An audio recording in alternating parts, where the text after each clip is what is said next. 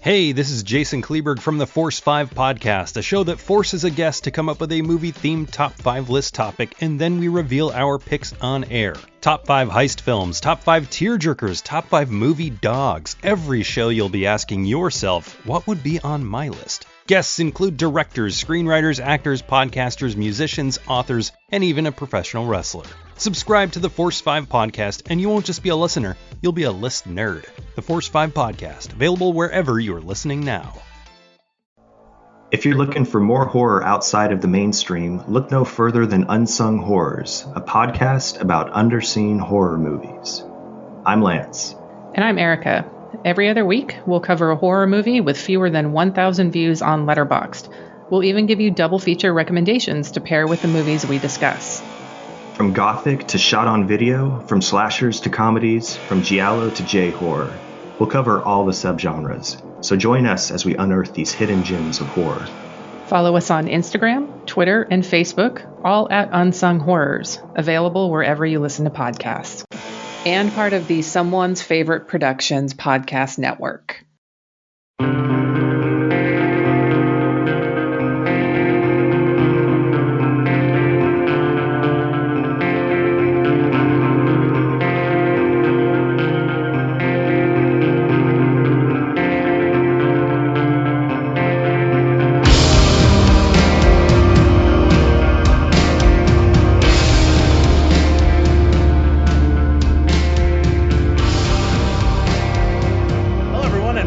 Kulturecast. I'm Chris Stachiw. And I'm Sean Liang. And today we are joined by two guest co-hosts. First, author Russ Linton.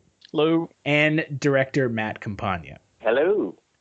Boy, so today we're going to be talking about The Revenant. So that's a movie that came out that people are enjoying. So we're going to be talking about that. But before we get to that, I'm kind of curious, Matt and Russ, have you guys been watching anything this week? I've been watching movies mostly, and I've actually delved into some weird old pilots from the 70s that Universal and NBC were putting out. So, yeah, it's been sort of an obscure week for me. Although I have also been trying to catch up on Downton Abbey with my other friends who enjoy odd British regalia. So I'm just about finished the entire series of Downton Abbey. So I'm feeling very proper and white tie right now. I've never seen that show, so... I have very British grandparents on one side, and so I can really appreciate Maggie Smith because she really reminds me of my grandmother, just as like smack-talking, trash-talking, crazy old lady. Really makes me think of my grandmother. It's pretty awesome. And she's the one from Harry Potter, correct? Yes, she's in Harry Potter. She's in all kinds of great stuff. Sister Act, hello. Going back to Sister Act, absolutely. Sorry, guys. Jeez. Sister Act, hello. Her Majesty Maggie Smith. Oh, my God. I'm so sorry, Sean. I forgot about Sister Act. She's in the best magical or Marigold Motel or something. I love that movie. What about the second best Marigold Hotel? Isn't there like a sequel? There is, actually. There is. The bester of the best? Oh, Lord. Have you been watching anything, Russ? Yeah, no, I haven't watched anything. Seriously, nothing. I haven't sat in front of a video stream of anything. About halfway through the week, I was like, oh yeah, I should go watch The Revenant. So yeah. That'd be good. Hey, we're talking about The Revenant. Oh, yeah, I didn't watch it. Just want to let you guys know. But yeah, no, I really haven't had a chance. I decided this week to have I thought it'd be this brilliant marketing idea to have a bunch of books and anthologies and stuff hit all at once. And yeah, it wasn't the greatest idea. So why is that? Well, I've just been juggling all that stuff all week, right. You know? So yeah, I'm completely removed from society. I even gave my phone to my son. So I have really no connection to the outside world, but I did manage to go see Revenant. Well, so you sound exactly like a writer then, just like locked up in a tower. Someone throws raw meat at you now and again to keep you alive. Yeah, I thought it was necessary. The only thing I don't have any cats, which I think is strange probably for a writer because it seems like most of them have cats. Yep. But yeah. I have a dog instead. I think Is it he thinks small he's a dog cat. at least? No. He's a medium-sized dog. So it eats cats. So you're good. It would. Yeah, he probably would. I mean, he's real chill, but if something like a cat comes in or a squirrel, yeah, God help it. Perfect. You need to have one of those dogs that you can like hold in your lap as you write. Yeah, then that'll be all the rage. No, with the ladies. no. Oh yes. He would be stomping my nuts like you wouldn't believe. Way too heavy, too squirmy for that kind of nonsense. Oh man. So I guess Sean, have you been watching anything? I just watched one of my friend's movies, which I kind of want to plug because I really liked it. It's called Once I Was a Beehive. I watched it last night actually, and it's really cool. My friend of mine, McLean Nelson, wrote and directed it, and it was really good. It's about this girl who loses her father, and she deals with the loss by going on this camping trip with a bunch of Mormon girls. So it's Wow. really great. Yeah, it's cutesy. It's for kids. I think it's a good movie for kids, but it was good, and I'm proud of them because it really came together really well. I was almost excited that it was going to be about someone who got turned into a human beehive. Once I was actually a I don't know. I mean, in this day and age where they make movies about human walruses, That's true. You can never be too sure. I was a human beehive. Well, damn, that's insane. I survived. There's a plot. Wow. Yep. This sounds like some M. Night Shyamalan shit or something. Oh, shit. Body horror. That's what. Oh yeah, I'm into that. Kevin Smith needs to make that movie. I heard he's all the rage now with the kids. Nice. Oh, Jesus. Let's see. Have I been watching anything? I've been watching Portlandia, I love which pretty much just could be called Denton Land or Portlandia. Russ will get that one. Oh yeah. It was pretty much just like Denton. Where I went and got my degree was kind of like Austin, kind of like Portland, but not on the epic scale of Portland or Austin. No, yeah, it's like Austin with an identity crisis. I mean, it's weird. Can't decide what it wants to be. So I watched Portlandia, and that's it. I've been watching Oscar movies like this one, like The Revenant. So let's talk about The Revenant, shall we?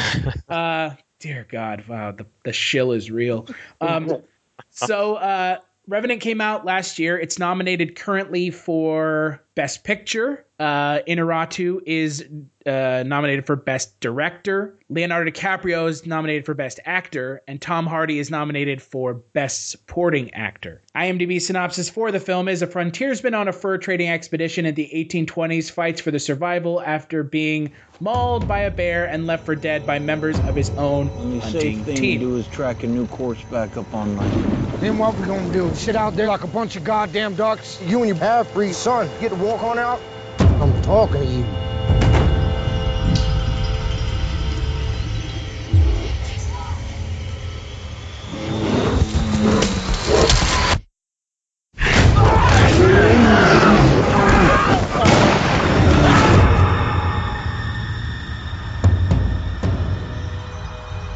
My son.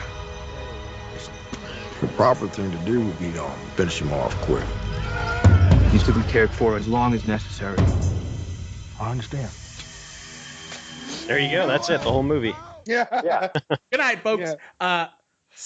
Obviously, none of us saw this movie before sitting down to talk about it. So, starting with Matt, what did you think of the film? Like I said, I feel like I love this movie in the way people love CrossFit. It beats the shit out of you. It leaves you on the floor wishing you had never been born. But at the end of it, you're like, yeah, I think I got something out of that. Yep, a little something out of that. Okay, that was worth it. It was one of the most Now you just need like 20 more reps. right? Just do that 6 more times. No, it was shot in Canada until they ran out of time and money, and winter. When you run out of winter in Canada, you've been shooting a long ass time. And natural lighting as well. Yeah, well, that's the thing. I spent the first 15 minutes of the movie counting the shoot days, because you can kind of tell once you've done enough film breakdowns and you realize that these guys are shooting with natural light only. I spent the first 15 minutes trying to figure out how many days it took to shoot it, and I was up to 50 days in the first 15 minutes. So I can definitely see how they ran out of time in this movie and had to go to Argentina, because that was the only place winter had gone that looked a bit like Canada. But It's a crazy, amazing undertaking. And my brother-in-law actually was one of the fellows who did the bear effect, the attack on the bear. He works for Image Engine. And that's one of the most visceral things I've seen in a movie in my life. And I think that bear attack scene is a really good microcosm for the whole film, because while it is the most visceral thing and it makes you just feel like what you're watching is so real and terrifying and crazy and brutal, and then the bear breathes on the lens and you're reminded, oh yeah, this is just a movie. And I feel like the whole time I was watching the film, I was in this like 80% investment where I kept being reminded I was watching a movie, because water would flash on the lens and then we'd get another lens flare. Hello, filthy movie lovers. My name is Gentry Austin. And I'm Casey Scott. And we're the hosts of the Sin Syndicate, film podcast for something weirdos, anti-criterion bros, and Joseph Sarno aficionados. Join us semi-weekly as we peer into the adults-only theaters and sticky-floored cinemas of the golden age of sexploitation, when the morals were loose, the laws were murky, and the intercourse was all simulated. Find us now on the Someone's Favorite Productions podcast network.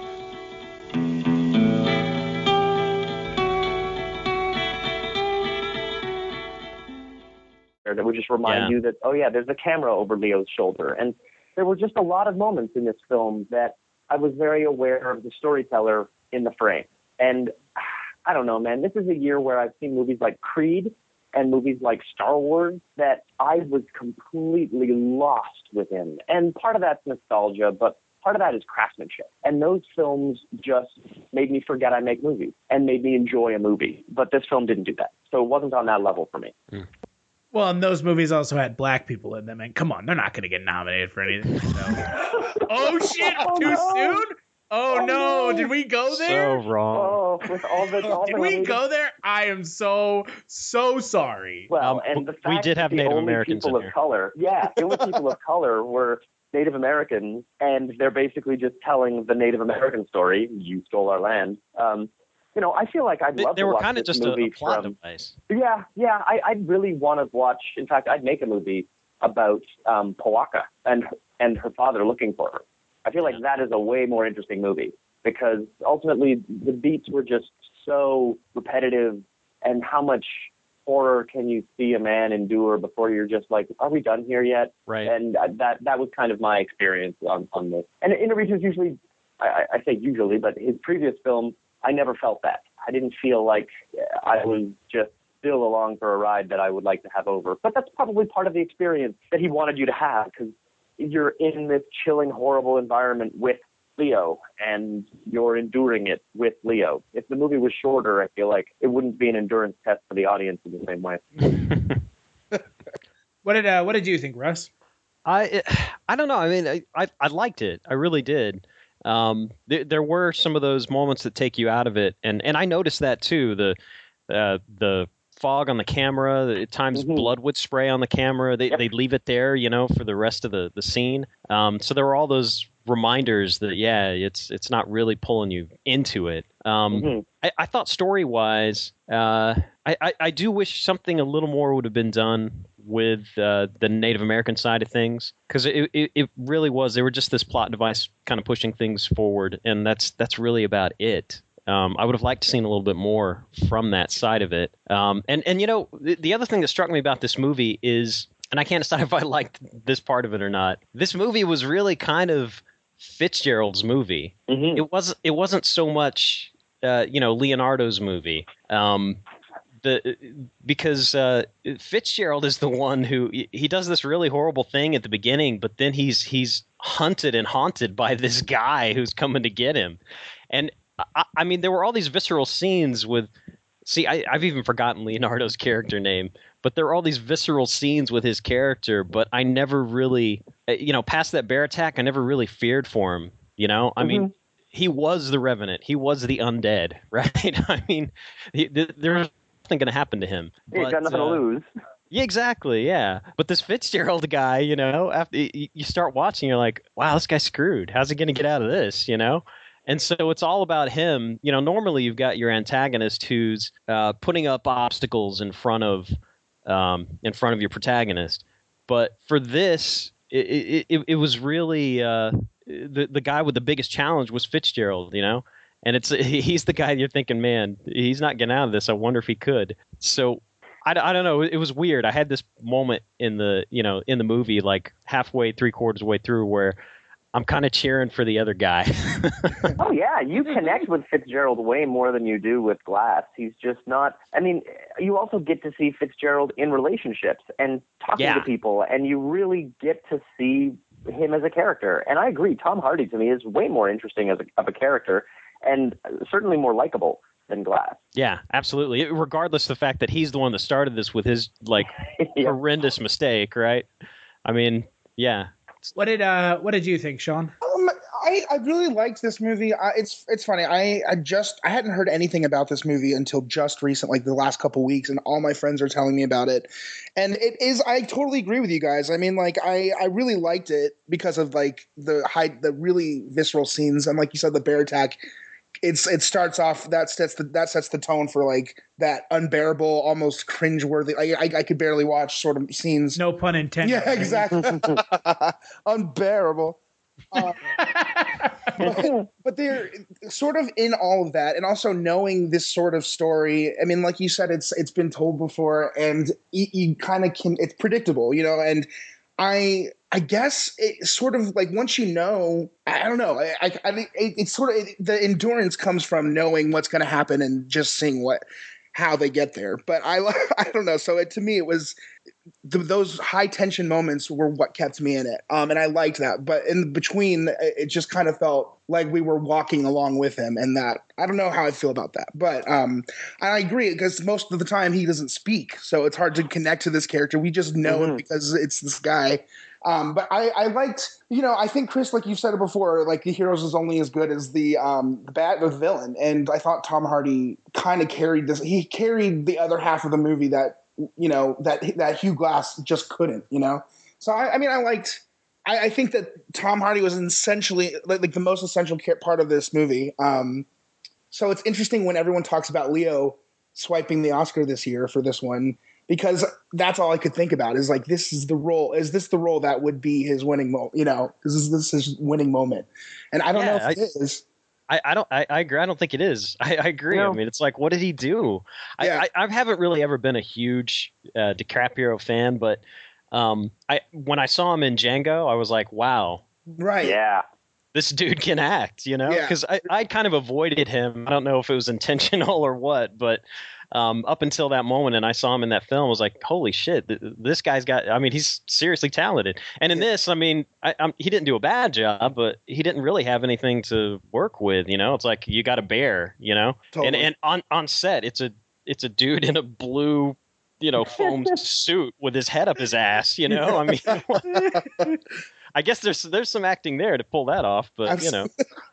Yeah, I mean, it's like, but you know, it's screaming. And it's like, okay, I believe you're in pain, but you're right. What Tom Hardy's character was doing was so much more interesting. Like that discussion he has about God being a squirrel. Yeah. I found that just wonderful. And, you know, it totally trumps any moment that Leo had in the film. So I personally, if Leo doesn't get the Oscar, it won't break my heart. But if Tom Hardy doesn't and Leo does, then someone's really just giving somebody an award for the sake of giving them an award. Yeah, exactly. Well, So I've had like numerous people tell me how much they like this movie and how good this movie is. So, and I mean, obviously it's nominated for like 5 million things. So, you know, as much as I wanted to go into this movie like, I have no expectations on what this movie is going to be or how good it's going to be, that's like near impossible. Yeah. Right? So sitting down to watch it, I couldn't remove myself from the fact that I felt like I was just watching Leonardo DiCaprio doing stuff and not his character. Yeah. That's what this felt like. Like this movie for me will be remembered by me as the movie where they were like, hey, wouldn't it be kind of cool if we just fucking threw Leonardo DiCaprio through the ringer? And there's not everything he does on screen is just like, how much farther can we push this? How much farther can we push this? All right, have we pushed this far enough? No, let's just keep going. And, you know, I towards like the middle part of the film when he finally becomes the Revenant, because it takes an hour for this movie to get going, which to me, I have a little bit of a bone to pick with that. This movie gets going after an hour because the first hour of this film is just Iñárritu being like, "Isn't this scenery great?" Yeah, and that's fine. That's scenery fine. was great. Yeah, it was. It's not like we were watching a high definition television promo piece. It's a movie. Yeah, Planet Earth. Right. Well, but that's kind of what it feels like. Yeah. That first hour is just like Iñárritu's just like, oh, isn't this scenery so great that I'm showing you? And it is great, and it's really breathtaking. And the fact that he used natural lighting, you have to applaud him. Mm-hmm. But man, it to me, this movie just feels like, hey, isn't what we're doing cool and how we're doing it cool, and isn't that impressive more than the story we're telling? Yep. Yeah. I think Absolutely. The nomination is along the same lines as like the Matt Damon nomination for The Martian, you know? Absolutely. Oh, 100%. Oh my God. The Martian. Gee. The funniest picture of 2015. Yeah. Yeah. It's comedy, guys. I laughed my Fuck you, Golden Globes. That's the comedy. Yeah. You're the joke now. But yeah, it's kind of the same thing. It's like we're going to take, you know, Matt Damon, we're just going to throw a bunch of shit at him and see what happens. You know, I mean, yeah. I see where you're coming from with the same thing about, you know, DiCaprio on this. And it's a safe nomination, too. Yeah. Again, for like the umpteenth time, the Academy is nominating a film that's, and again, I don't want to bring up the race thing, but primarily white. Any minority cast actors are either completely underrepresented or used as essentially plot-telling devices. Yeah. Like in The Revenant, like in The Martian. And I think you guys are right. If DiCaprio wins the Oscar for this movie, to me, I'm just going to be like, man, he could have won it for other stuff. Yeah. Yeah. He could have won it for Django, and I wouldn't have been. I mean, I'm not super big on Tarantino, but I wouldn't have been disappointed. But if he wins it for this, it's just like, yeah, it's a hair. Man, it's more giving him the Oscar because he's an actor who went through this than giving him the Oscar because the story that he told and the character that he embodied was interesting. Well, I think a lot of it comes down to what has happened to the story of this movie. Because if you guys remember in the early spring, and specifically in the early summer, there was a lot of shit talking about the disaster of what Iñárritu's current movie is. And how it's way over budget, and how Tom Hardy's not going to be able to do Suicide Squad now because they're still shooting this other movie, and he had to bail out of a huge Warner Brothers picture, and his agent was really pissed off. And there was a lot of negative press for this film because, like you said, Iñárritu's trying to make this crazy movie that seems more about how we're making it than what we're making. Yeah. And then I think somewhere along the way, as Post was wrapping up on this picture, they realized they needed to change the story. They needed to make sure the discussion wasn't about how this crazy over-the-top movie cost so much money and screwed up a whole bunch of other movies because of their scheduling. And I think they started to turn it into, man, look at the challenge of making this movie.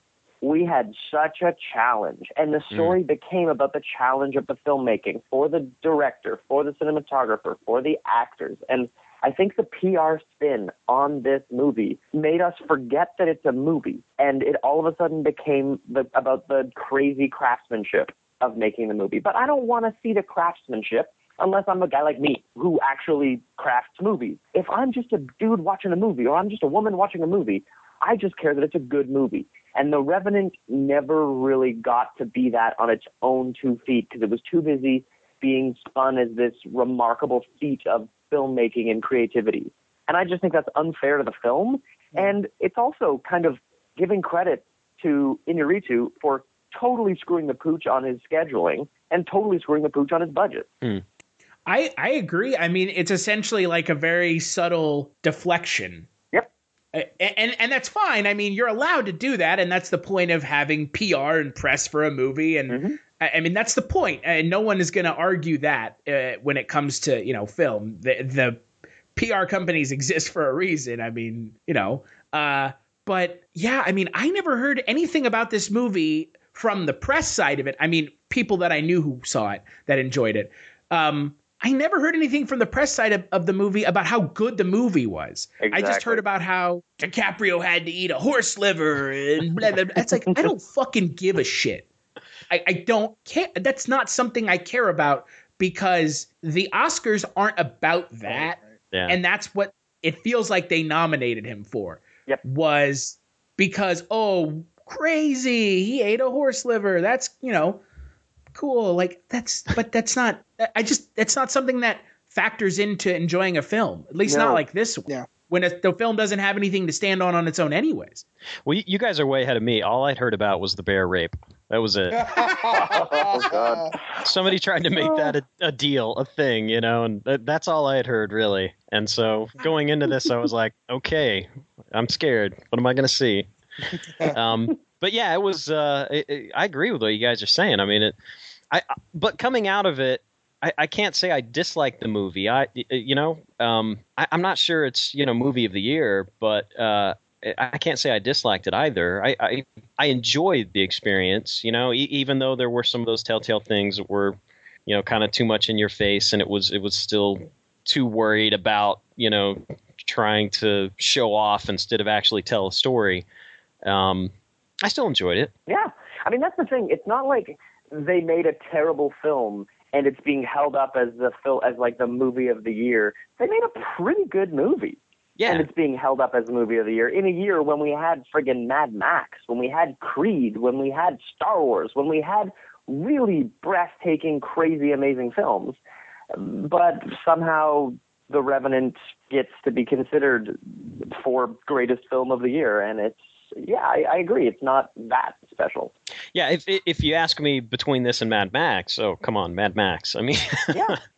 That was an incredible movie. Yeah, between this and Creed, I would give it to Creed, but Creed's not even nominated. Yeah, which is a damn shame. Yeah, and kind of ridiculous. Yeah, I agree. I mean, the fact that they make a Rocky movie, finally have an incredible performance in a Rocky movie, so people are going to see it. You got Michael B. Jordan, a great performance by an actor of color. What an opportunity to put a movie that friggin' deserves it in there. And a year when everyone's talking about how, the numbers are skewed in such a way that the dice just land this way sometimes. Well, this was a year where you could have bloody well put a black actor and director in there, and it would not have felt like you were just, trying to fix it for the numbers. It would have been absolutely deserved. Yeah. And I'm just disappointed that Coogler's not being more recognized for that incredible piece of film. The best movie I saw all year was Beasts of No Nation. Oh yeah, and that gets no credit nowhere. I mean, that's the Netflix original, isn't it? Yeah, it's a Netflix original. I think that's there's a certain problem, amount of elitism there because it doesn't have any of the prestige of going out into theaters. I saw it at the Toronto Film Festival.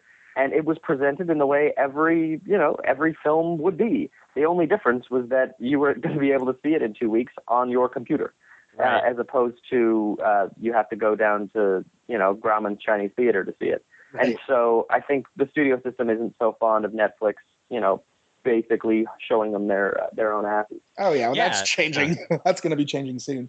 Yep. Yeah, I think Netflix, all of these sort of indie kind of movements that's the way of the future. That's the way media is going. It's kind of dispersing into this thing where more people can get into it and more people can be in on the process, and it doesn't have to be all holed up in Hollywood or one particular. It's not about tastemakers and gatekeepers. It's right. I mean, when was the last time a network series won an Emmy? Network series can't do what cable series can do. And they're cleaning up. The cable shows are cleaning up because the system's changing, and the cable system is seeing that now they're going to lose because Netflix and Amazon are stepping in with some really high end programming. Yeah, absolutely. That's as far as not just last week when I was completely sequestered or whatever, but all of this year, last year, I've spent watching Netflix. I mean, just all their original programming has been really, really spot on. It's good stuff. Yeah. Well, and like Matt said, this elitism in Hollywood, and we've had this conversation a little bit, the whole racism thing. I don't know if they did it on purpose or that's just the way it happened. I would like to think that they're not that stupid, but I mean, come on, this is the same organization that gave Dances with Wolves the Oscar over Goodfellas. So, their decision making. Yeah. That being said, all of these movies have really prominent white actors in the main roles, and all of them are pretty safe, except for Mad Max, which we talked about last week on our Mad Max podcast. Mad Max was a safe choice for a different reason. Well, Mad Max is a feminist opus that stars one of the most high-octane machismo characters in the history of film. So to me, that's not safe. That's bold. That is a really bold choice to basically make Mad Max safe. The supporting character in his own film. What the film does with the character isn't safe, but they picked it because of how popular it was. Oh, totally. They've got to do some populist choices. They've been doing that for 6 years now. They try to make it look like, hey, don't worry, we don't just pick the tastemaker films. We do the films you guys like. They never win the award, but we do the films you guys like. Like Juno or Avatar. I mean, they nominated. This is the same thing that nominated fucking Avatar. But you know what? This is also reason. The same group of people that took a look at Avatar, which honestly, in the last 50 years is probably the most significant achievement in motion picture directing, hands down, bar none, and gave it to a woman, which is like a beautiful choice, but they gave it to a woman who made a completely quotidian army movie with some slow motion shots. This Academy has no frigging clue what they're doing.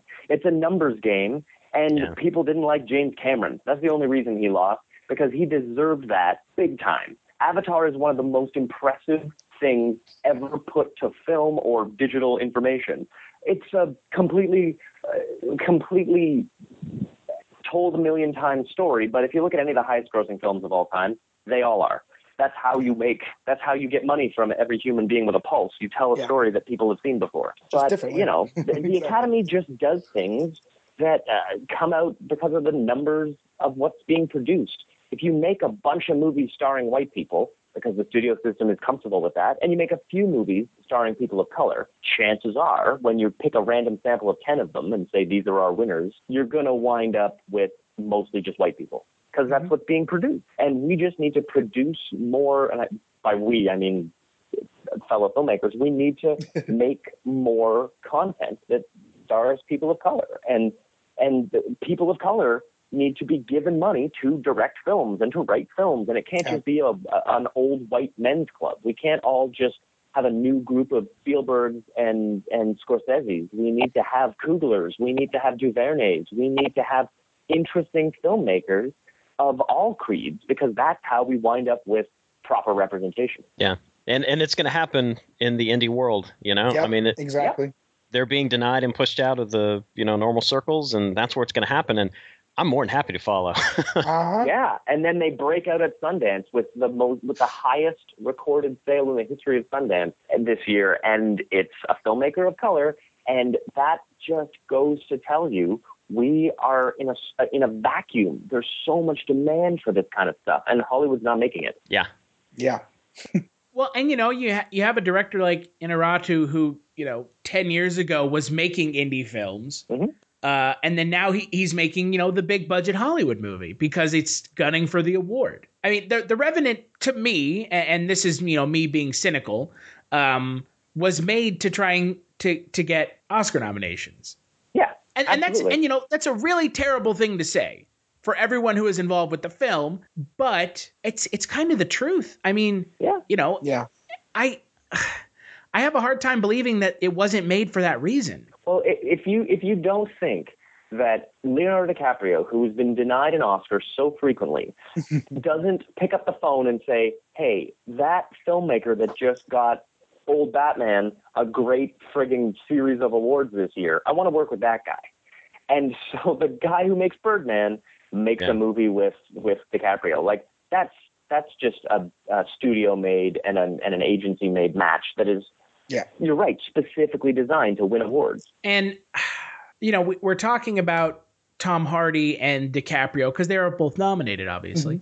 I don't think that Tom Hardy wins this year, but and that's because I think Sylvester Stallone wins. Yeah. For Creed, which is a make good for his history of making Rocky movies more than for Creed. When they denied Rocky the Best Picture when it was nominated. Exactly. Which in and of itself is fucking stupid of a way to give someone an award. Right. It should be on his merit as an actor, not because we screwed you once, so now we're gonna make it up to you. Yeah. I mean, they did that with Scorsese and The Departed, and as much as I enjoyed The Departed, it was nowhere near Scorsese's best film. So I liked the idea of this movie. I think the story in this movie is so weak, and it's not that it's bad. It's just they don't do a very good job of telling it. For me at least. I mean, it's just they should have said it the other way. Like you guys said, they should have said it the other way around. No, I agree. I don't think it's a very interesting story, and I think that's part of the problem. The interesting story to me is a father looking for his daughter from these invaders, and the fact that that is just like this underlying bit while a guy's trying to go out for revenge for 2 hours. Like I get it. I've seen some friggin' great Death Wish movies.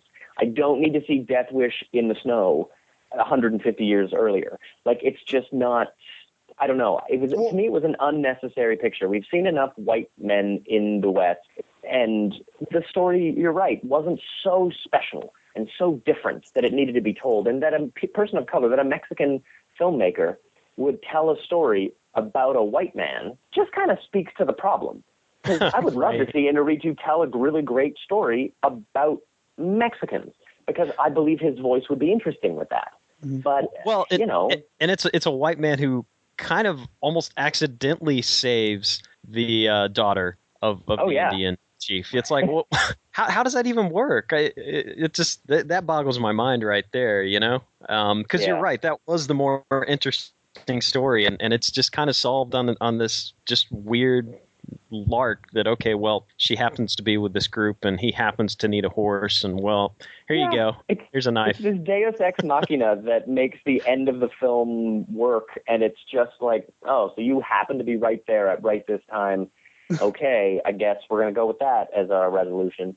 But that was sad. You're right. Yeah. And when we talk about these movies every week, Sean and I have been kind of breaking down the chances of how these movies fare against their other nominees, and what the awards we think they're going to win, and how they stack up. And I really don't see this movie winning Best Picture. No, I mean, he got it last year, so it's not like a long overdue anything. So I don't think that's necessary. And I think if DiCaprio wins the Oscar, it's just them making good on not giving it to him for Wolf of Wall Street, which personally I didn't like that movie, so I wasn't like, oh no, he didn't win. But I know a lot of people in the film community were very disappointed that he didn't win for Wolf of Wall Street. Yeah, I mean, he was good in that, but I don't know. Again, better in Django, I feel. Yeah. Well, and Django, I think, is one of the best performances I've seen him in. Yeah. Because I was talking with some people earlier today, and they were like, "Oh, you don't like Leonardo DiCaprio?" I was like, "It's not that I don't like him. I haven't seen him in very much stuff that I personally enjoy just as a film." Yeah. Yeah. I agree. Right. I mean, Wolf of Wall Street was okay. The movie was about this, the 80s and overindulgent time in the United States. And the film was overindulgent. Yeah. The movie was, 3 hours long, and it drug towards the end. It drug in the middle. It drug all over. The only reason you stuck with it because Leonardo DiCaprio was, snorting coke off a hooker's tits and, driving his car while drunk. I mean, that was the draw of the movie. No one is going to make the Quaalude scenes are so good. My God, to me, my favorite thing in Wolf of Wall Street is when he's on that Quaalude bender with the Lamborghini. Oh, the best. But I mean, that was the best part of the movie, right? Yeah, absolutely. That was the highlight. Yeah, but for a movie like this, he really doesn't do anything. No. He has like what, 4 pieces of dialogue. Yeah, right. He's like grunts half the. He grunts half the movie. His throat gets slashed in the beginning of the movie. Right? So it's like, guess what, Leonardo? So it'll just be about the physical performance, not about actually delivering a performance with dialogue. Well, and to me, I mean, when you're up against Eddie Redmayne and Fassbender, who are playing, and even Bryan Cranston, who are all playing characters that are plucked from reality, and we're looking for performances of other people. I think Leonardo DiCaprio being this technically factual character that no one has any frame of reference for, I just don't think it's his year. Not for what he's done, and not when he's up against who he's up against. And I'm sure it'll draw the ire of the internet, but fuck him. Yeah. As much as I don't agree with the Academy and the way that they do things, and I don't, too bad. Yep. I mean, I personally think, and I was able to watch it this weekend, that if Bryan Cranston doesn't win for Trumbo, that will be a bigger misstep. Yeah. Because that was a really good movie, and it's also topical. Yeah. In a way that, The Revenant isn't. The Revenant could have been. The Revenant had a great opportunity to be topical and deal with, the way the French and the English ground up and spat out the native population under their boot heel, and they used it for a theme, and that was about it. And, my favorite character in the movie, and I mean, he's been putting in work this year, unlike any actor. I know exactly who you're going to say. Jesus Christ, Domhnall Gleeson, can you not be in a movie this year? He must have signed a deal with the devil, because every movie he's done this year is up for something at the Oscars. Whether it's Ex Machina or even Star Wars, at Brooklyn, everything he does, it's never him, but it's the movie he's in that's up for an award. I am so impressed with what Domhnall Gleeson has been able to do this year. It's him, Alicia Vikander, and Oscar Isaacs. They have all signed a deal with the devil. There's no way. Whoever their agents are, they're killing it. Right? But I wanted to like this movie. I really did. I went into this movie hoping that it was going to be, as good as some people that I knew whose opinions that I trust. They said it was good. They said it was better than Hateful Eight, which I guess I should have taken that as it's not really high praise. That's a low bar to jump. Right? But I mean, for me, the best thing about this movie is the cinematography and just the way the film looks. Yeah. The cinematography, that's beautiful. The one Oscar that if he doesn't win for cinematography, then that's the only thing that I would consider a robbery for this film. The visual effects are pretty special, but honestly, there's not that many visual effects to say, this is the one that deserves it. Ex Machina deserves it more than this, I think, because you can really feel those effects, and the otherworldliness of Ex Machina, I think, is much cooler. Yeah. But it really deserves to win for achievement in cinematography, because it's just spectacular. And I think Mad Max was a beautifully shot film, but it deserves an award for color timing, because Mad Max was color timed very special. I don't know that it was necessarily directed. The center framing aspects of Mad Max were quite interesting, but other than that, I don't think anybody can touch what The Revenant did this year. Certainly not Hateful Eight. That's a waste of 70mm film to just sit in a cottage for 2 hours. Damn, that's the fucking gauntlet thrown right there. Let's take that, Tarantino. God. I'm curious, Russ, because obviously, you said you hadn't heard a lot about this movie. Walking out of it, would you suggest someone, who likes DiCaprio, would you suggest they go see this movie? It depends on what kind of likes DiCaprio you're talking about. Like, do you like him in Romeo and Juliet, or do you like him in Wolf of Wall Street? Like, because he's not really going to give you either in this. No, yeah. I mean, if you liked him in Titanic or something, I mean, it's not really the kind of movie that, and it's good for him, I guess, because he's getting out of, or he's staying away from any sort of pigeonholing or whatever. I mean, but I don't know, if we're talking about just like DiCaprio, I'd be like, I don't know if I go out and recommend based on the strength of that alone, Yeah. I would for Tom Hardy. Because that was the thing, because I had heard people who weren't huge fans. Like you said, you said you weren't a huge fan of DiCaprio, right? Yeah, no, and not until, like I said, Django. I mean, that was like, wow. Right? I had people who weren't huge fans of DiCaprio tell me that this changed their opinion on him. And I don't. They must have they must have just hated him before. I mean, I don't know. He's the worst fucking actor ever. Like, okay, well, Jesus. I don't know that he did any, and we've talked about it already. He didn't really have a chance to show a lot of like acting chops. I mean, I don't know that he really did a whole lot. The stuff that they had his character go through was like, traumatizing and, just brutal. And, he did well kind of playing off of that, I guess, but there wasn't a whole lot else to dig into, No, at least Survivor Man talks to the camera. Like, right. He's just quiet and grumbly and, cold and wet. Like, that sucks. I agree. But I don't think there's an Oscar for discomfort. Yeah. The Oscar goes to Hugh Glass. Sorry. Goes to the man behind the story, not actually the man who's playing the man in the story. Or some poor cameraman that got frostbite or something, Yeah. That for real. Like, Jesus Christ. Can you imagine filming this movie? No. Oh, God. I've done 12-hour overnights in Calgary, just outside of Calgary, in the dead of winter. And it's the shittiest, man. I hate making movies in the winter, but they look really beautiful, so I keep doing it, and I'm an idiot. But it's, I can totally imagine it, and I have so much sympathy for the poor people who had to do this, because, man, they made something so beautiful. But I don't know if it's worth it, because the story's not that spectacular. It just looks real pretty.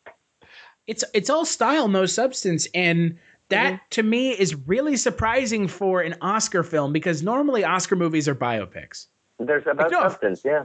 Right. And biopics are all substance, no style. Which really the other ones are. I mean, Trumbo, Jobs, Danish Girl, those are all biopics. And I guess The Martian is a biopic of a fictional character. It's a very realistic depiction of it. But in a way, I guess The Revenant is a biopic. It's just a guy we don't really know very much about, because Glass was a obscure historical figure, whereas, Steve Jobs, Trumbo, these are people who went through shit in the 20th century, and so we are aware of what they did, and we have a frame of reference. So I'm kind of curious what y'all's thoughts are. There are some kind of scenes in the film that are dream sequency, and what amounts to hallucinations, possibly. What did you guys think of Iñárritu kind of introducing some surrealism and, some less than straightforward ideas to what is essentially almost, a Western survival film? Well, I mean, his entire previous Oscar win was for a film that was arguably a surreal experience of one man. So I feel like it's just, you can feel the hand of the director in the storytelling in that way. But I liked it. I thought it fit with a guy who was in a really delirious state. It was rare that those dream sequences happened and seemed unmotivated. Like he was in some kind of fever, some kind of fit, or we were just being introduced to the world of the film off the top there. But for the most part, I felt like they were warranted and fit in a kind of they fit in with a beautiful movie. And they had beautiful moments. I liked them. I'm not sure. I walked out of there not knowing what to think about those scenes, because normally I'm all for like trippy shit, right? It's like, you talked about the DiCaprio Wolf of Wall Street, and running around the Quaalude scenes and stuff. And it's like, okay, yeah, that's badass. But in this aspect, it was something that the story itself was so visceral and so real.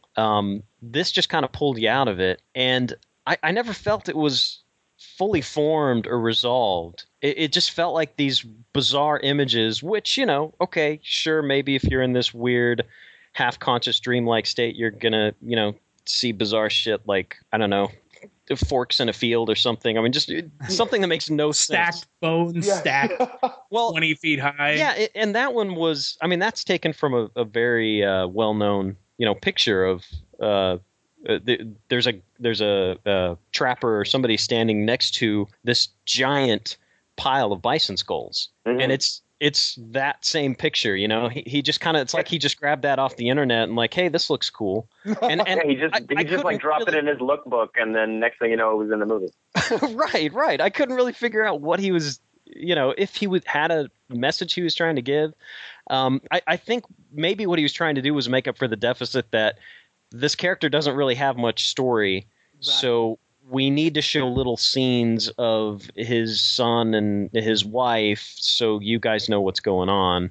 And then he can have these dreams about her and be connected to her. Which I can kind of see why you might go that direction, but it never really worked for me, I guess. I'm going to be honest. I felt like they were the most unnecessary thing in this film for the sheer fact that it felt like this movie script was everything but those scenes until Iñárritu got a hold of it. And he's like, wouldn't it be great if we had this kind of surrealism going on too? Right. And that's fine. But for me, it just kind of, it doesn't work. It doesn't land. It kind of jumps and never lands. The one that landed for me was when he hugs his son and it's a tree. Yeah. That for me really worked. The other ones, I feel like, aren't as much. They're more like giving you vague backstory about this character in the vain hope that you will care about this guy who doesn't really talk much in the film. Mm-hmm. And it's like, oh, we better make Leo's character likable. He's the protagonist, and so all these, you know, moments of him and his wife, and then him and his trying to rescue his son, and then killing people who are murdering his wife. Like, I get the need to have all those things, but they could have done that in a linear fashion. But the one that really did land for me was him coming to some kind of personal catharsis about the death of his son, and meeting him in that sort of dream plane, and then that moment where he is with the tree, and you're like, okay, that to me felt like it had some actual emotional reason for existing. All the other ones were just narrative for the benefit of the audience. Yeah, I kept thinking that we were going to see some kind of conflict come out of or be dealt with in those surreal moments. And I think that was, like you said, that's the only one that you can draw a connection to. But from the beginning, I think, you know, like you guys said, it's definitely, it gives this character some like depth for us. So we get to see what happened beforehand, and we also get to care about him, hopefully. But I think it didn't really work because I don't know about you guys, but I never for a second thought that this guy wasn't going to make it to the end. You know what I mean? Like, not for a second. Yeah. And I was hoping that those surreal moments would give me, maybe he would find some different resolution that I wasn't expecting, or I don't know. I just was hoping that maybe those scenes would give me as an audience member the tension that he wasn't going to make it. But that never happened to me. Yeah. So that was a little disappointing, I guess. Well, yeah, you never really feel stakes because even when he's jumping off a friggin' cliff with a horse, you're like, yeah, well, he's going to make it through this. That's fine. Yeah, he'll land on that tree. Right. Yeah. It's like, you're like, oh, yeah, that horse is fucking dead, but he's fine. Yeah, but Leo's going to be just fine. And then they ripped off Star Wars. But don't tell anyone. Well, okay, don't tell anyone. That's the way to do it. Instead of like trying to copy an entire film, you just take one piece of it. Yeah. Just take that one thing that everybody remembers. You just take the one Han thing. Solo and the Tauntaun. Right. And just like, yeah. I think Abrams needs to take some notes from that. You need to be a little more subtle. Just steal it, but don't steal it in a way that's so obvious. Right. Exactly. I really think that those surrealist scenes existed to try and elevate this movie past just a big budget Leonardo DiCaprio vehicle. Yeah. Right? That's what it felt like to me. It felt like Iñárritu was just trying to be like, here, let me show you that this isn't just a straightforward movie. And it just doesn't land for me. Yeah. Yeah, I could absolutely see that. It's like, don't worry, we're not making just any old Western. We're making something special and introspective and Oscar-worthy. Yep. Yeah, I could see that. I'd be curious if those kind of scenes were included in the book. You know, if that was something that was completely wholly added for the movie, or if that was something that was originally in the book. I haven't read it. I've heard a little bit about it. And from what I understand, it was It kind of vacillates between, real strong action and then just like mind-numbing research into this guy's ordeal and wilderness survival, and just things presented in like super, super fine detail. So it doesn't strike me as something that might have been in the book originally, but if it was in there, I'd be curious to see if maybe there was some greater purpose. If it wasn't, I think it was just there to be like, oh, isn't this interesting? Yeah. And you know what the worst part is when they do something like this, they add it in and they don't, and it's like, interpret it as you will. We won't tell, and that's just like stroking your own fucking ego. Just like interpret it how you will. Yeah, it's lazy filmmaking to me. Like the end of almost every Darren Aronofsky film, I find it's just lazy when you don't really know what the filmmaker intended and you're supposed to go write the rest of the movie yourself. Like, no, you write the movie. I'm paying you to write the movie and make the movie. What's going on? Right. Why do I have to now go interpret this and add a whole new act in the end? And that's my issue with those scenes is when those scenes came on, I was just kind of like, all right, okay. Like, I'm not going to read into this because I'm not going to read into it because you're not even going to, it's just, what's the point? Doesn't matter. That was the way to go into it. Because when they came on, I was like all into it. Like, okay, what's going on here? I'm trying to figure out what the hell they're trying to tell me. And I couldn't, walking out of the movie, I was like, okay, I don't know what the fuck just happened there. The only thing, just right in the end, they show his wife, and it's like, okay, well, I guess dude just dies right there. That's the only thing I think they're trying to tell me with that. But past that, I don't know. Well, I'm assuming that was the ending, and I think. Yeah, he was certainly he was certainly bleeding enough that if he just stayed there, he would actually get to die this time. Right. What did you guys think of the final scene between Tom Hardy and DiCaprio fighting in the riverbed? Oh, I liked it. At that moment when the axe comes down and Hardy loses some fingers, it was just like, oh yes, that was visceral. I enjoyed that quite a bit. I thought it was a good we had spent 2.5 hours leading up to it, and I feel like it really did deliver. I thought the actual fight scene itself was great. I enjoyed it. It was cringeworthy, when the things like that happen, and it was another one of those moments where there's blood just sprays on the camera lens and it stays there, and you're not sure if they meant for that to happen, but they're gonna roll with it. And I kind of liked that in that particular scene. But what I didn't like was the end of it.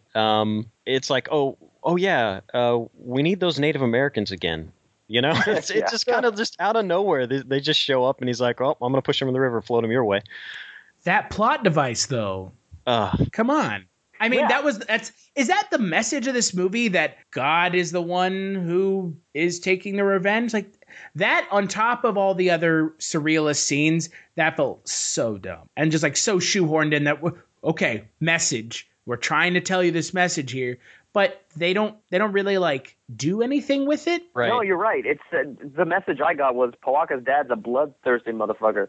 That's what I got. It's just like, okay, that's all I read out of it. I maybe it was this whole God's gonna take vengeance, but I just saw that dude take vengeance, so I'm gonna go ahead and say it was him. So that sort of vague deity worshipping thing that doesn't actually get shown to be the case. I sort of just dismissed that and enjoyed watching Tom Hardy have his scalping finished. Right. It's just lazy. Yep. Deus Ex Machina is always a lazy choice. I mean, I don't know about you, Russ, but it's my favorite. Deus Ex Machina. Is there anything better? Right? That's how you get out of all those corners you paint yourself into, right? Yeah. You just paint yourself out of the corner with the ghost in the machine. Yeah. Magic. No, it's something that's always tricky, and you mentioned this earlier too, just as far as storytelling in general, and you keep telling the same stories, I think every story that could be told was already painted on some cave somewhere in France, I mean, it's already been done. You just have to find an interesting way to retell it. And it is hard to avoid those weird Deus Ex Machina moments. And sometimes you accidentally write yourself into them or fall into them. But with this movie in particular, it just seemed like there were just too many things, and a lot of it did center around the inclusion of the Native Americans and this guy trying to find his daughter, which that was the better story. Yeah, it felt like it was just shoehorned in just to satisfy some quota or something, which is sad. Well, and I feel like the visceral nature of everything with DiCaprio and the lack of dialogue was a misstep, and it was a risk. Obviously, they took a risk. They went all in on DiCaprio, and his performance and what he went through. And I think that this movie is going to appeal to the same people. And I don't want to put anyone. I'm not besmirching anyone, but I know people that think that Christopher Nolan movies are the end-all be-all of movies, and they think that they're like the craziest, most cerebral films. Jesus. And right, but they're not, right? They are for like a certain subsect of people who don't challenge themselves with the films that they watch. Yeah, well, the dumber you are, the smarter you think dumb films are. Dark Knight is a commentary on justice. Matt, come on. Come on. Yes, indeed. God.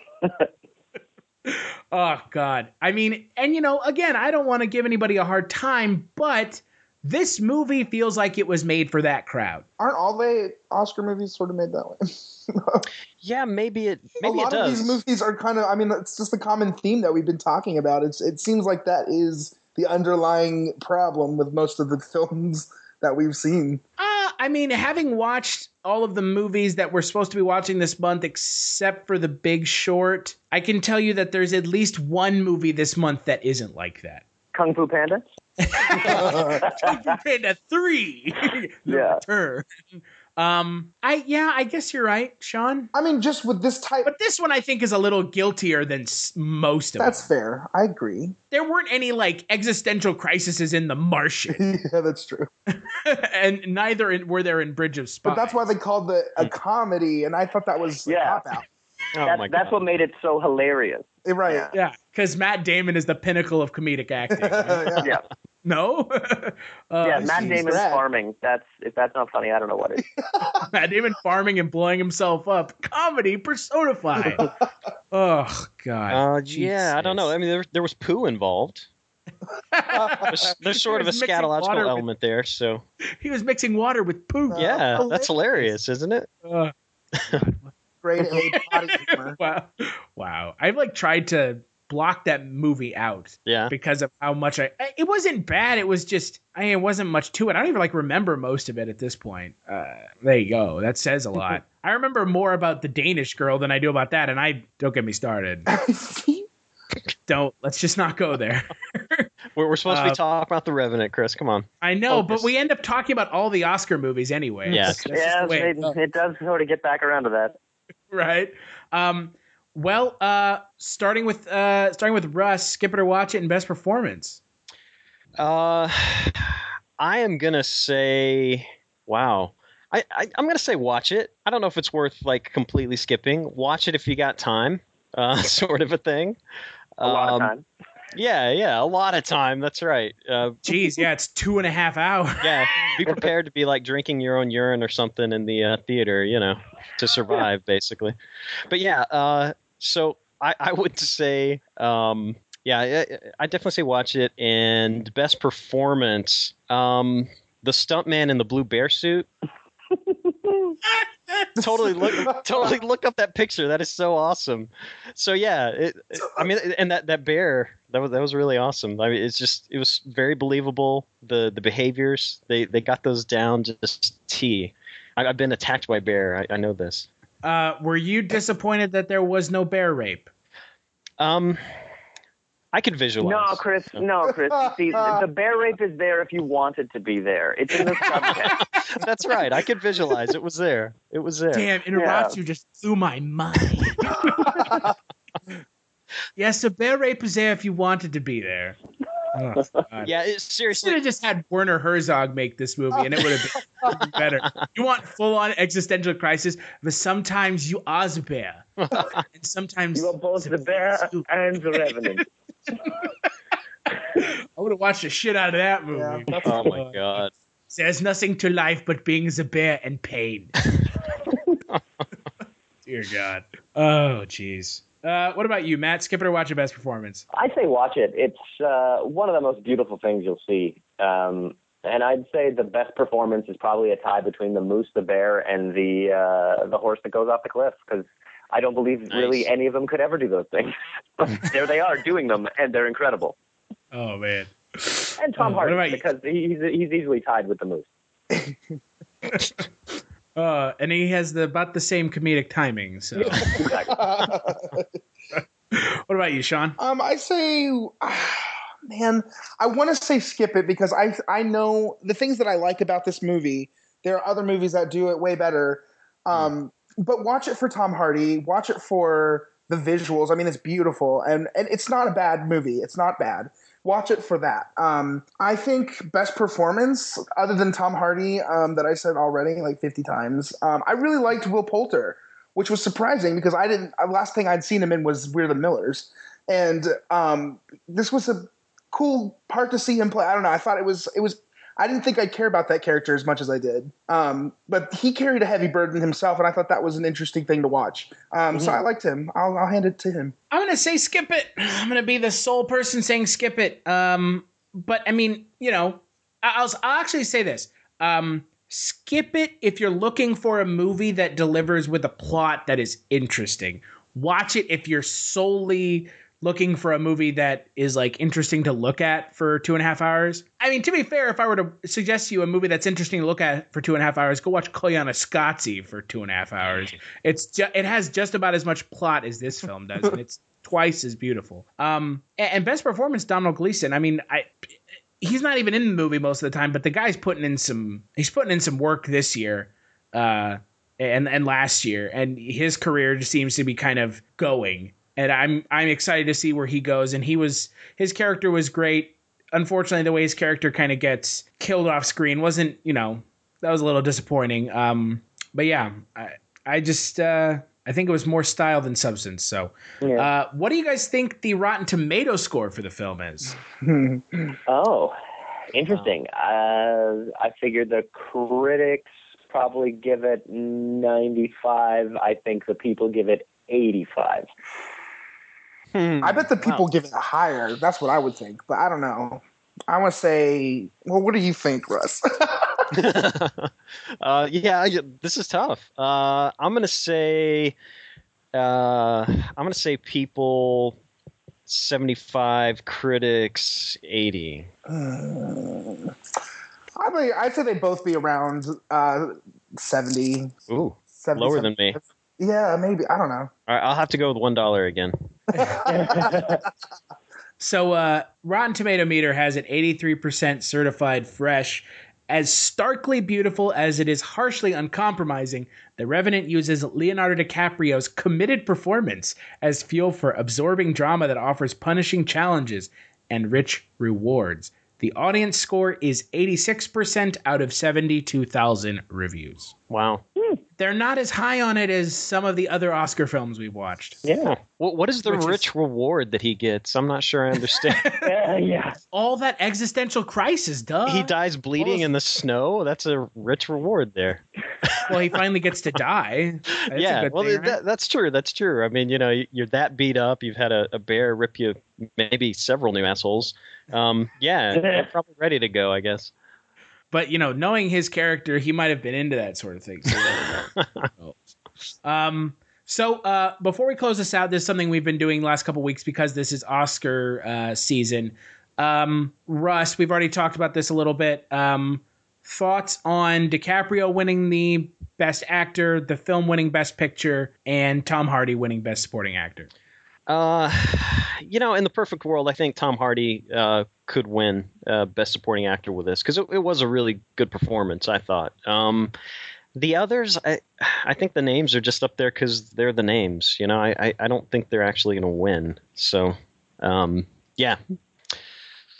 What about you, Matt? I think it'll take Best Cinematography. I don't think it'll win Best Picture or Directing. And I don't think I don't think Tom Hardy's going to get it, but I feel like Leo will, because the Academy likes to give things to people who it's overdue to, not to people who deserve it. What about you, Sean? I agree with Russ. I think that if anything, I don't know. I think just because of what I've heard, it's just like that Leo's going to get it. And looking at his competition, I wouldn't be surprised if he did, just because that's just how it seems to go. I don't know. I don't think it'll win Best Picture. Nah. Yeah, I don't think it'll win Best Picture. I think I agree with you, Matt. I think DiCaprio wins Best Actor just because he's been quote unquote slighted, and however real and tangible those slights are is, up to the person who's making that claim, obviously. And Tom Hardy's not going to win Best Supporting Actor because Sylvester Stallone is. Yeah. In a perfect world, Mark Rylance would win Best Supporting Actor. In a perfect world. Yeah, okay. But or Christian Bale, because in the parts I've seen of The Big Short so far, he's doing un-Christian Bale-like things, which is he's okay in The Big Short. I haven't liked Christian Bale in a movie in a long time, but I liked him in that. But I still think Tom Hardy has him beat. And I also like Mark Ruffalo in Spotlight. So, but I'm partial to Mark Ruffalo. So he's also not the supporting actor in Spotlight, which is interesting. He deserves the starring role in that, and I'm glad that the Spotlight's up for everything it is. But I mean, Ruffalo was fantastic in that film, and he should be up for Best Performance by an Actor in a Leading Role, not supporting. Well, they had to put Eddie Redmayne in there for Best Actor, right? And I've heard that he's great in The Danish Girl, but The Danish Girl isn't a great movie. So I just have no interest, unfortunately. I don't particularly like Eddie Redmayne. I can't stand Eddie Redmayne. There you go. Because Eddie Redmayne feels like the kind of person who's in movies just to get Oscar nominations.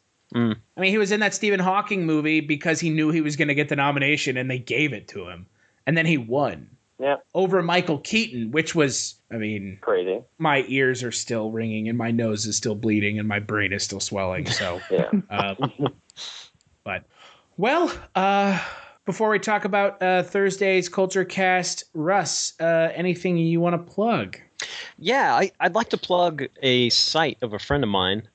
He's part of the reason why I've been so busy this past week. Jefferson Smith, he runs a site called Immerse or Die, and it's kind of a fledgling site for judging the quality of some of the indie books that are coming out, indie and self-published books. He's got this thing where he takes your book, you submit it, he'll get on his treadmill for his daily exercise, and if you can make it his whole scheduled 40 minutes, then he'll sit down and give you a write-up, and if it fails, he stops and he'll give a write-up right then too, and a lot of people don't make it through. Wow. So yeah, it's kind of something that we need, I think, out there. While I love the indie world, I think we do need some more people kind of, vetting quality and stuff. Not necessarily gatekeepers, but just people who are out there to say, hey, this is really good. Take a look at it. But his site is called Immerse or Die, and it's at creativityhacker.ca. And he's looked at all three of the books that I've published. They've all made it, which I'm really thankful for. And I ended up in anthologies with him, and I ended up in a not just with him. It was a book bundle and an anthology of a lot of the other winners. And I think it's somewhere under 8 or 9%. Make it through. So anyway, I just want to plug his site and have people take a look there and find some good indie authors. And has he made it through any of Chuck Tingle's books yet? I should probably submit one to him just anonymously. I should totally do that and see how far he gets. 8 Bigfoot buckaroos hate my butt. That's all you need to know. Oh no. The only one I have is Unicorn Beach Cop Butt Patrol. That's all I've got. Wow. I will admit to that. I will admit. That's one more than I have. Matt, do you have anything you want to plug? I just checked out this Immerse or Die report. I would also like to plug that. This is really cool. Awesome. Thanks. For me, I'm in pre-production and post-production on a bunch of things, so there's nothing you can really see yet. But right now, I'm dealing with some broadcasters on Tactical Girls, and with any luck, this cool female-driven comedy series about wacky, crazy, insane women working in trucking and going out at night as commandos will be available to be seen soon. It's going into some film festivals as well, so Tactical Girls should be on a screen near you sooner or later, but I'll have concrete information probably the next time we talk. Well, and we supported Tactical Girls, so I'm rip roaring ready to see it. So awesome. Yeah, it was really great to have you guys supporting it. So it friggin' worked. All your support we got your back. Yeah, all your support got us back. Yeah. And I got Russ's book on my Kindle too. See, what's up? We support our homies. We support our homies. Very nice. Boy. Yeah.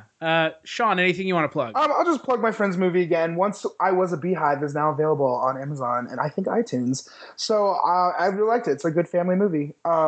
And as always, you can follow me on Twitter, Seanifer, and on Facebook, I'm Sean Liang. And you can follow me on Twitter at Culture Stash. I'm going to plug my boy Eddie Redmayne in Jupiter Ascending, because if you watch that movie and still think he should win an Oscar, you're on drugs. You know what I'm saying? It was a hate plug. Although he has basically the same voice in Jupiter Ascending as Leo has in The Revenant. Nice. I'm telling you. If Eddie Redmayne's people heard us talking about Jupiter Ascending, they'd send us a cease and desist, because they don't even want people to remember he was in that movie. He only does Oscar-nominated films, we're sorry to tell you. Yeah. And or period pieces set in Britain. So, I am looking at the IMDb, and it's not under his known for Jupiter Ascending. It is on filmography, but it's not under that. So maybe we should figure out a way to change that for him. We need to help Eddie remember that he was in that movie with Channing Tatum as a cat person. Oh, God. Never forget. Classic. Hashtag never forget. Oh, Jesus. And if you like listening to Kulturecast, you can listen to us over at cultureshock.com. We're also on iTunes and Stitcher Radio if you want to check us out. We have 100 other episodes of the Kulturecast. This Thursday, we're going to be talking about Bridge of Spies with staff writer for the site, Oscar.